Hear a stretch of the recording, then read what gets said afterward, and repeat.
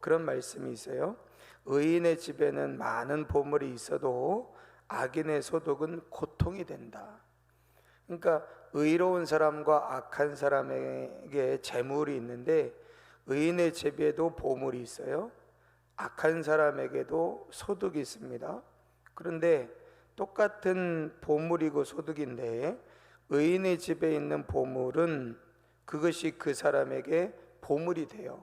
그런데 악한 사람에게 소득은 오히려 그것이 고통이 된다. 이 고통이라고 하는 말은 찌른다 이런 뜻이거든요. 그 사람을 괴롭게 하고 그 사람을 찌른다라고 하는 겁니다. 그러니까 물질에 대하여 잠언이 어떤 태도를 가지고 있느냐 하는 것이 지혜다, 이런 말씀을 계속 하고 있다라고 말씀을 드렸는데, 재물이라고 하는 것은 하나님이 있게 하시고 재물의 주인이 하나님이시니까 하나님이 있게도 하시고 없게도 하실 수 있는 거죠. 하나님이 많게도 하시고 적게도 하시고 부유하게 하시고 가난하게도 하시고, 그 주권이 하나님께 있다고 우리는 믿죠.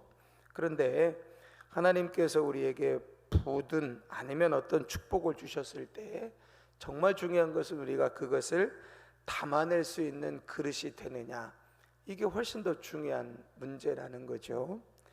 그래서 사도 바울은 디모데에게 이런 표현을 씁니다.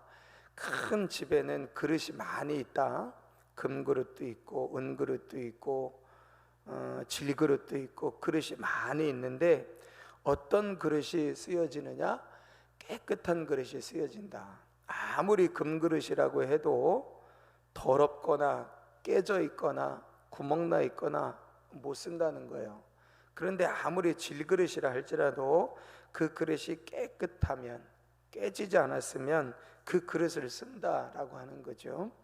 그러니까 우리는 많은 부를 하나님 앞에 구하고, 때론 하나님 축복해 주세요, 하나님 복 주세요, 그렇게 하나님께 요구하고 구하지만 실질적으로 우리가 하나님의 축복을 담아낼 수 있는 그릇이 되어 있느냐 하는 것이 사실은 우리에게 실질적인 문제고 현실적인 문제라고 하는 겁니다. 어떤 측면에서는 잠언은 우리에게 처음부터 마지막까지 하나님께서 우리에게 복을 주실 텐데 그 복을 담아낼 수 있는 그릇이 되는 것이 훨씬 더 중요한 문제이고, 그 문제를 중요하게 여길 줄 아는 것이 지혜다 라고 말하는 것일 수 있죠. 잠언의 많은 부분들을 누가 기록했다라고 우리가 알고 있냐면 솔로몬의 잠언이라고 우리가 알고 있잖아요.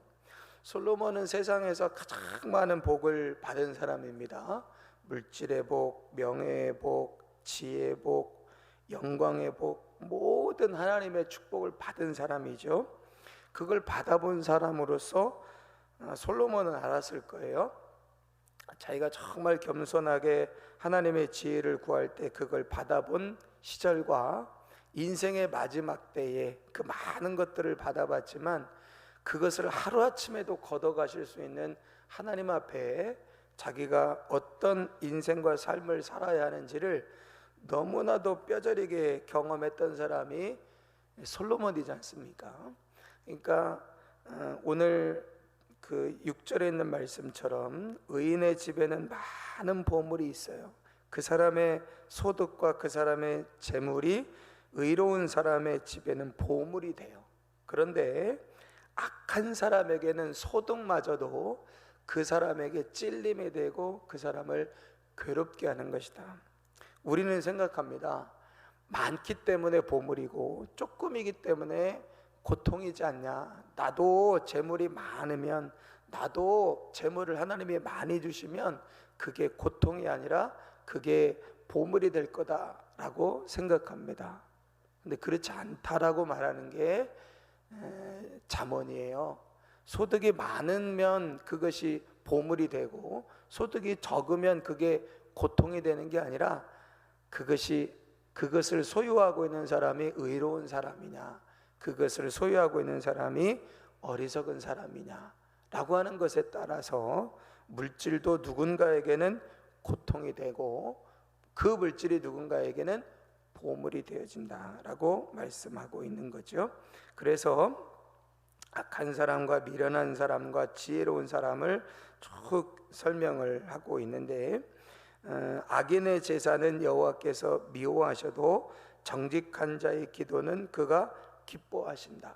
악인의 제사라고 할 때 이 제사도 드릴 것이 있는, 그러니까 하나님 앞에 제사를 드릴 것이 있는 소유예요. 자기의 소유를 가지고 하나님 앞에 제사를 드리는데 그 제사를 하나님 미워하신대요. 왜냐하면 하나님은 그 제사의 제물을 보시는 것이 아니라 그 제사를 드리는 사람을 보시기 때문이다 라고 하는 거죠.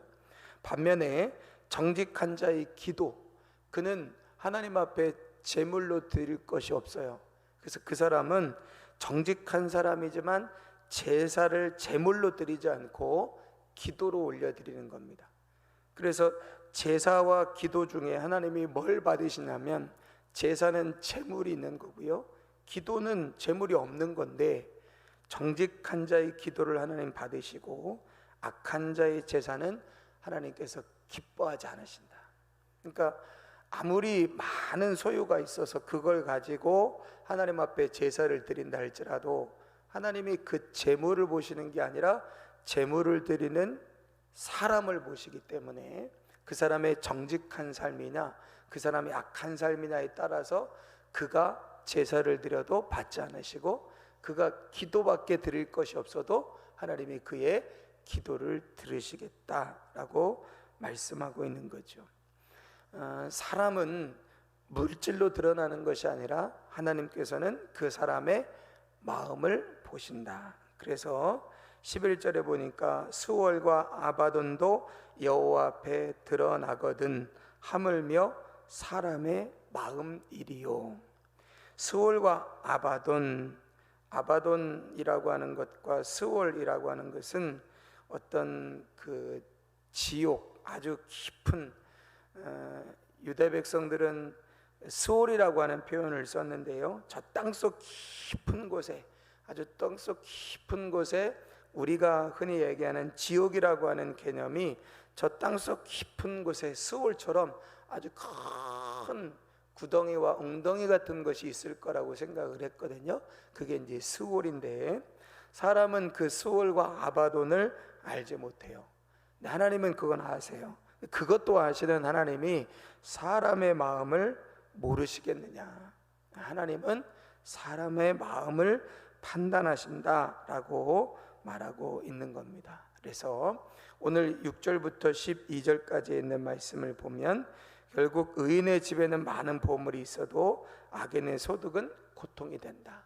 우리가 재물이 얼마나 많이 있느냐, 이 문제가 아니라 우리는 어떻게 하나님 앞에 준비되느냐, 어떻게 하나님 앞에 우리가 다듬어지느냐 하는 것이 우리의 삶의 중요한 문제고, 그걸 중요하게 여길 줄 아는 사람이 지혜로운 사람입니다. 그래서 어제도 말씀드렸고 계속 말씀드리겠지만, 말의 문제, 혀의 문제, 태도의 문제, 또 물질에 대한 태도의 문제, 다른 사람에 대한 태도의 문제, 이것이 하나님 앞에 우리가 어떻게 다듬어지느냐, 그리고 하나님은 그걸 보신다. 그래서 우리가 준비되고 우리가 다듬어지기만 하면 하나님은 오늘 당장이라도 하나님이 우리에게 복 주실 수 있는 하나님이다. 오늘 당장이라도 하나님은 우리의 삶을 새롭게 하실 수 있는 하나님이다. 그 하나님의 능력을 우리가 믿고 우리가 해야 될 일은 그 하나님 앞에 다듬어지고 준비되어지고 만들어져 가는 것이라고 하는 것을 오늘 이 아침에 우리가 기억하시면서, 악인의 제사는 여호와께서 미워하셔도 정직한 자의 기도는 그가 기뻐하신다. 오늘도 우리가 하나님 앞에 기도밖에 올려드릴 것 없지만 정직한 자의 기도로 하나님이 받으시는 기도 올려드릴 수 있는 이 아침 시간 되어지시기를 소망합니다. 하나님 감사합니다.